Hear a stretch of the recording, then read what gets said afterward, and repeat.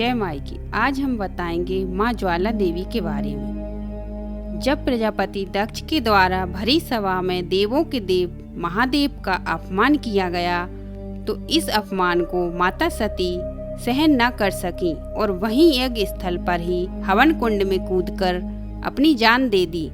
जब देवों के देव महादेव को इस घटना का पता चला तो क्रोधित महादेव माता सती के मृत शरीर को लेकर संपूर्ण ब्रह्मांड में विचरण करने लगे।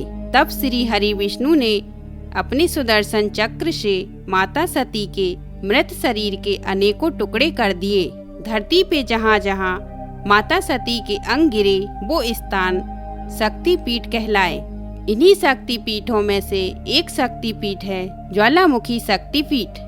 तो आज इस वीडियो में हम आपको ज्वाला देवी या फिर ज्वालामुखी चमत्कारी शक्तिपीठ के बारे में जानकारी शेयर करने जा रहे हैं। इस मंदिर के बारे में कहा जाता है कि इस मंदिर को समाप्त करने का प्रयास अकबर के द्वारा किया गया। उसके बाद में औरंगजेब के द्वारा भी इस मंदिर को तोड़ने का प्रयास किया गया, लेकिन दोनों को ही उल्टे पैर वापस जाना पड़ा। माता ज्वालामुखी शक्तिपीठ के बारे में आज आपको जानकारी शेयर करने जा रही हूँ। पूरा वीडियो देखिए, ये आपके ज्ञान वर्धन के लिए काफी उपयोगी साबित होगा। तो आइए शुरू करते हैं। माता सती के 51 शक्तिपीठों में से एक ज्वाला देवी का मंदिर भारत के हिमाचल प्रदेश में स्थित है।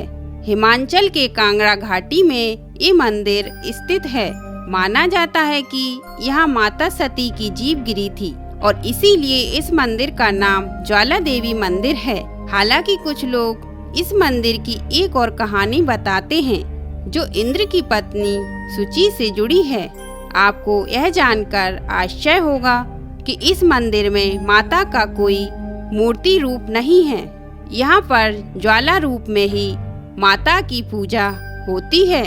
यह जानकर भी आपको आश्चर्य होगा कि यहाँ पर कुल मिलाकर 9 ज्वालाएं प्रज्वलित हैं, जो हजारों वर्ष से प्रज्वलित हैं।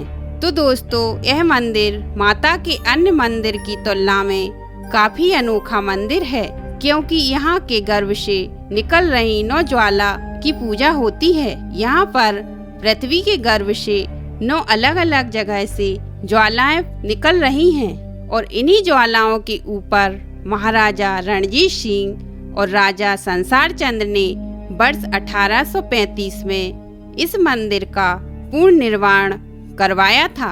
इन 9 ज्योतियों को माताओं के 9 रूपों के नाम से जाना जाता है। महाकाली, अन्नपूर्णा, चंडी, हिंगलाज, विंध्यवासिनी, महालक्ष्मी, सरस्वती, अंबिका, अंजी देवी के नाम से इन्हें जाना जाता है। इस जगह के बारे में ऐतिहासिक कहानी है। इस कहानी के अनुसार ये उन दिनों की बात है जब भारत में मुगल सम्राट अकबर का शासन हुआ करता था। हिमाचल के नांदौन ग्राम में माता का एक भक्त ध्यानु रहा करता था। एक दिन हजारों यात्रियों के साथ माता के दर्शन के लिए ये सेवक माता के मंदिर की ओर जा रहा था। इतना बड़ा दल देखकर बादशाह के सिपाहियों ने चांदनी चौक दिल्ली में ही उन्हें रोक लिया। इतनी बड़ी संख्या में लोग जा रहे हैं, आखिर क्या उद्देश्य है? ऐसा जानकर अकबर के सिपाही, अकबर के सुरक्षा गार्डों ने उन्हें दिल्ली के चांदनी चौक में ही रोक लिया और उन्हें अकबर के दरबार में ले जाया गया। प्रतिनिधि रूप में भक्त ध्यानु को अकबर के सामने पेश किया गया। तब अकबर ने ध्यानु से पूछा, तुम इतने आदमियों को साथ लेकर कहाँ जा रहे हो? आखिर तुम्हारा उद्देश्य क्या है? तब ध्यानु ने हाथ जोड़कर उत्तर दिया, महाराज, मैं ज्वाला माई के दर्शनों के लिए जा रहा हूँ। मेरे साथ ये लोग हैं, वह भी माता जी के भक्त हैं और बस माता जी के दर्शनों के लिए ही जा रहे हैं। इतने सारे लोग एक मंदिर में दर्शनों के लिए। अकबर यह सुनकर बड़ा ही आश्चर्यचकित हो जाता है और बोलता है, ये ज्वाला माई कौन है और वहाँ जाने से क्या होगा? ध्यानु भक्त ने अकबर को उत्तर दिया, महाराज, ज्वाला देवी संसार का पालन पोषण करने वाली माता हैं। वह भक्तों के सच्चे हृदय से की गई प्रार्थनाओं को स्वीकार करती हैं। उनका चमत्कार ऐसा है कि उनके स्थान पर बिना तेल बत्ती के ज्योति जलती रहती हैं। पानी में भी वह ज्योत नहीं बुझती है। हम लोग प्रतिवर्ष उनके दर्शनों के लिए जाते हैं। तब अकबर ने कहा, अगर तुम्हारी बंदगी पाक है, यदि तुम्हारी बात सच है, तो देवी माता तुम्हारी जरूर इज्जत रखेंगी। अगर वह तुम ऐसे भक्तों का ख्याल न रखें तो फिर तुम्हारी इबादत का क्या फायदा। न वह देवी यकीन के काबिल, या फिर तुम्हारी इबादत, तुम्हारी प्रार्थना, तुम्हारी पूजा झूठी है, तो हम इसका इंतजाम लेंगे।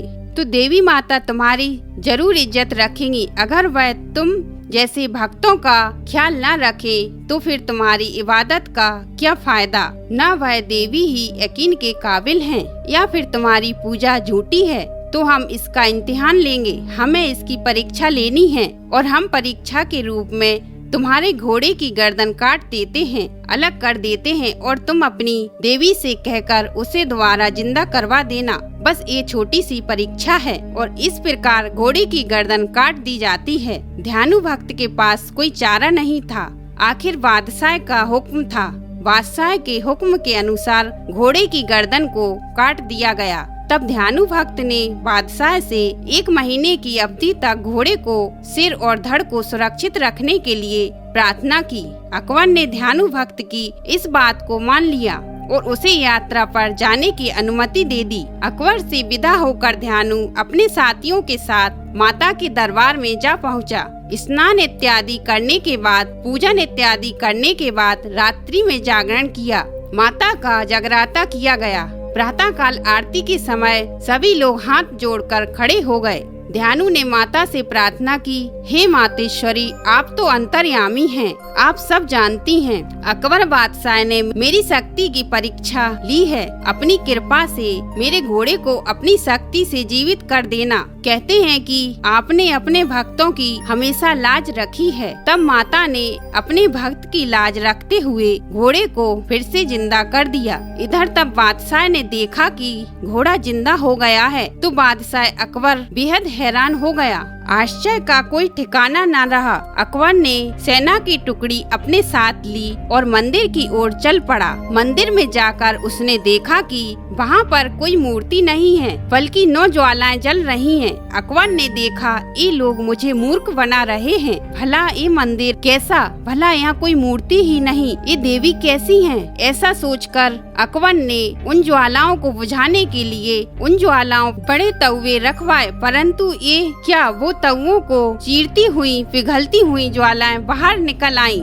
तब अकबर ने उन पर बाल्टियों से पानी डलवाया, परंतु ज्वालाएं नहीं बुझी। तब अकबर ने पास ही में एक नहर खुदवाई और नहर का सारा पानी उन ज्वालाओं पर डाल दिया, लेकिन ज्वालाएं फिर भी जलती रहीं। और तब अकबर माता के चमत्कार के आगे पानी पानी और नतमस्तक हो गया। और दोस्तों, माता की महिमा और माता के चमत्कार से प्रभावित होकर अकबर ने वहाँ पर उस मंदिर में 50 किलो सोने का छत्र माता को अर्पण किया, लेकिन माता ने उस छत्र को स्वीकार नहीं किया और वो छत्र लगाते ही गिर गया। बार बार छत्र को लगाने का प्रयास किया गया, परंतु छत्र बार बार गिर गया। आज भी ये छत्र उस मंदिर में सुरक्षित रखा हुआ है, वह जिसे आप देख सकते हैं। और दोस्तों, ज्वालामुखी देवी के इस मंदिर को जोतावाली मंदिर के नाम से भी जाना जाता है। ज्वालामुखी मंदिर को खोजने का श्रेय पांडवों को जाता है। इसकी गिनती माता के प्रमुख शक्ति पीठों में की जाती है और ऐसी मान्यता है कि यहाँ देवी सती की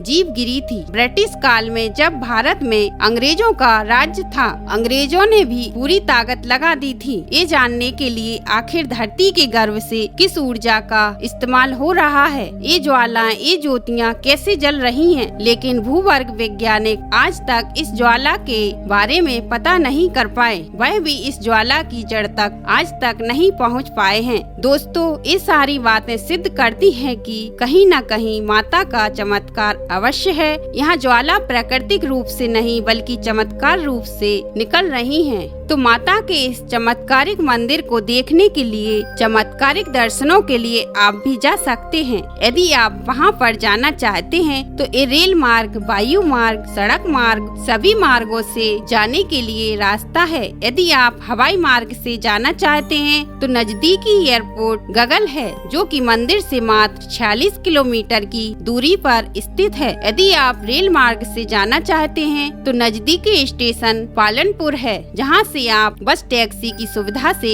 मंदिर तक जा सकते हैं। यदि आप सड़क मार्ग से जाना चाहते हैं तो सड़क मार्ग भारत के विभिन्न बड़े महानगरों से जुड़ा हुआ है, जैसे कि दिल्ली, शिमला आदि शहरों से सीधे ज्वालामुखी मंदिर बस, कार, टैक्सी से जा सकते हैं। तो जब भी समय मिले तो आप माता के दर्शनों के लिए अवश्य जाएं, जहां पर ये भी मान्यता है कि जो भी भक्त अपनी मनोकामना माता के समक्ष सच्चे मन से रखता है, उसकी मनोकामना माता अवश्य पूरी करती हैं। तो बस इस वीडियो को यहीं विराम देते हैं। अगर आपको मेरी वीडियो अच्छी लगी हो तो शेयर व लाइक कीजिए, साथ ही राधा लाइफस्टाइल चैनल को सब्सक्राइब कीजिए, बेल आइकन को प्रेस कीजिए, ताकि और भी नई नई जानकारी हम आप लोगों के समक्ष ला सकें। जय माई, जय माँ ज्वाला देवी।